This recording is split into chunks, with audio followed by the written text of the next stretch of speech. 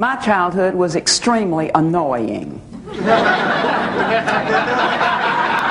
My parents were 20 years older than all of my friends' parents. Obviously, a totally disgusting situation. And we couldn't afford a television. And so we had to do things like sing songs and write plays and read books and take walks. And every night we had to sit around the dinner table, all of us together. My friends were lucky. They got to watch television all the time. And then in the summer, before I entered the 7th grade, like a Carolina pine, I shot right up to the height I am today, and I hated it. I hated it because I figured that nobody would ever marry me. They wouldn't dance with me, so I figured they probably wouldn't marry me either. I didn't like one thing about my height, but that wasn't all. As we say in the South, I did not pube very early.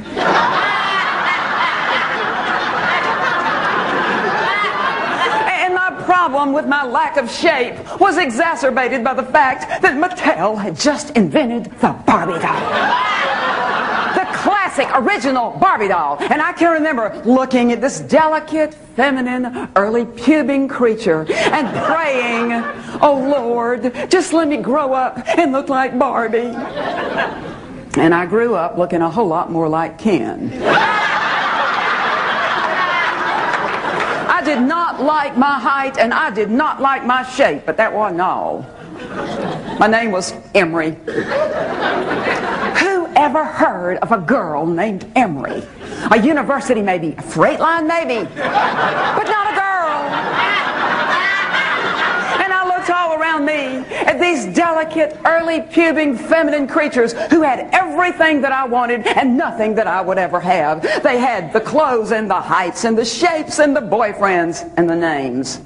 Names I was surrounded with, like Gwendolyn and Michelle and Patricia and Evelyn and Sarah and Holly and Molly and Dolly and Polly. I want to see your hand. If you're sitting in this room this morning and your name is Lisa, would you please put it in the air? That's the name I wanted. I would have given anything to have been named Lisa. The prettiest name I had ever heard. It just sort of dances through the mind, doesn't it? But my name wasn't Lisa.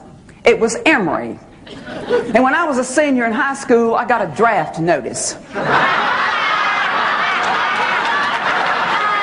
was not funny.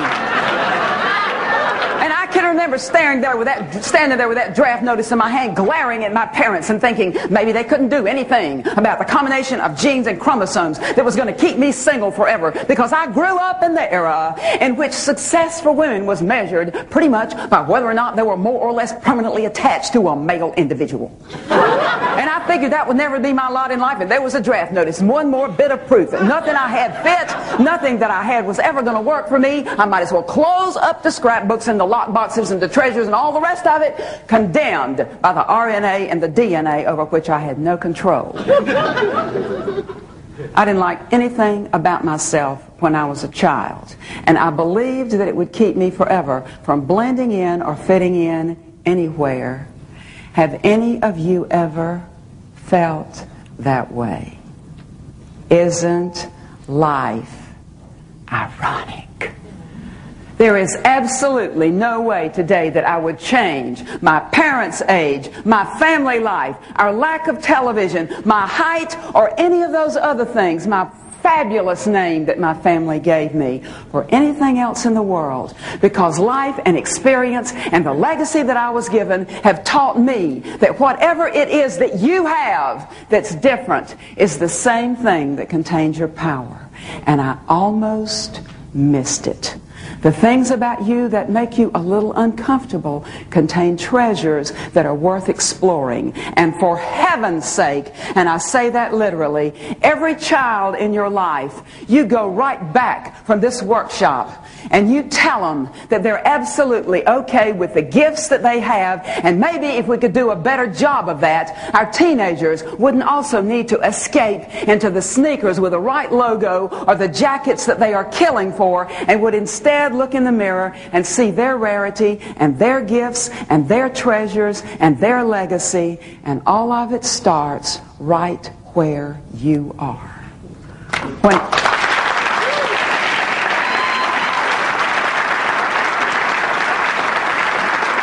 My dad, in his best year of teaching at Wake Forest, probably never made more than about $20,000 a year.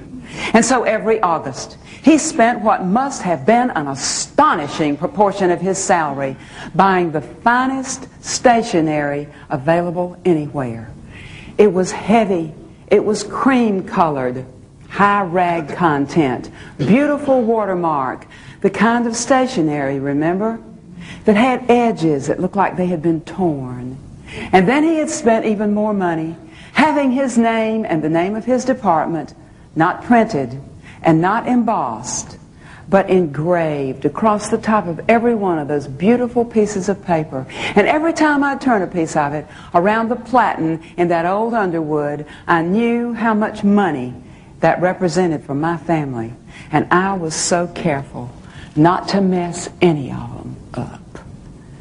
Every freshman that was due to arrive at Wake Forest in September got in August a letter from my father. Every one of them, 100% of the arriving freshman class. He didn't care if they planned to major in phys ed, in art, in science, in the ministry, in law, in medicine. He made no arrogant assumptions as to who should or shouldn't get the letter. Have you ever made an arrogant assumption that might have cost somebody else a little piece of their souls? Don't ever do that. He made no such assumptions. And so every August I typed, well, over the 4 years I was in high school, I bet I typed thousands of those letters on that beautiful stationery complete with carbons to be filed and followed up on forever. And you remember how we used to be able to tell if a letter had been individually typed? All you had to do was turn it over on the back. And if the periods came through, you knew that somebody, as we say at Hallmark, cared enough to send their very best. For the 4 years that I was in high school, we sent our very best on a letter individually typed that went like this. Dear Lisa, some things you never get away from. Dear Lisa, glad you're coming to Wake Forest. Hope you'll take my course. Whether you do or whether you don't, I just wanted you to know how glad we are that you chose Wake Forest. If you have any problems scheduling the classes that your advisor says you'll need, come find me in the gym on registration day, and I'll go with you to make certain that we get every one of those classes on your list. A new campus can be an intimidating place.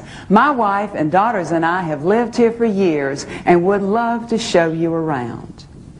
If you get hungry for some of Mama's cooking, my wife can always put another cup of water in the soup. And if you just want somebody to talk to, you'll notice that my door is always open. And he ended every letter by saying, I am so glad you're coming to Wake Forest. Registration day is a big day for both of us. And when registration day was over and all the class rolls were in place, every September my dad's classes were jam-packed with students. There they were, squeezed into every available seat, lined up all the way around the walls and spilling out into the hallways. And as Paul Harvey would say, the rest of the story is the subject that he taught was Greek.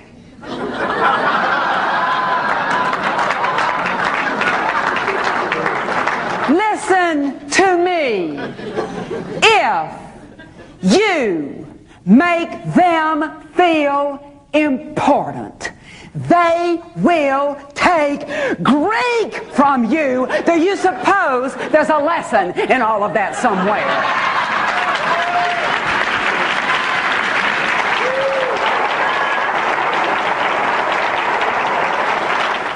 Now this is the rest of the story.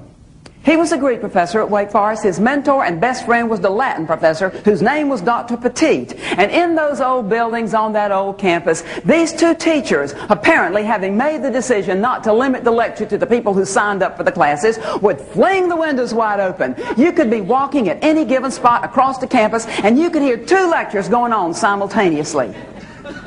You could hear my father proclaiming to his class and to the world that the greatest gift our world has ever received came from the glory that was Greece. Because of Greece, he would say, we have an understanding of the human form. We have the Olympics. Because of Greece, we had Hippocrates, the father of modern medicine, Demosthenes, the first CPAE. And on he would go about the greatness of Greece. And I can remember growing up and thinking, oh, I wish I were a Greek shaped like Barbie. And I can remember thinking, it's not my fault that I'm having all these problems. It's just that I am in the wrong culture. If I were just Greek, everything would be all right.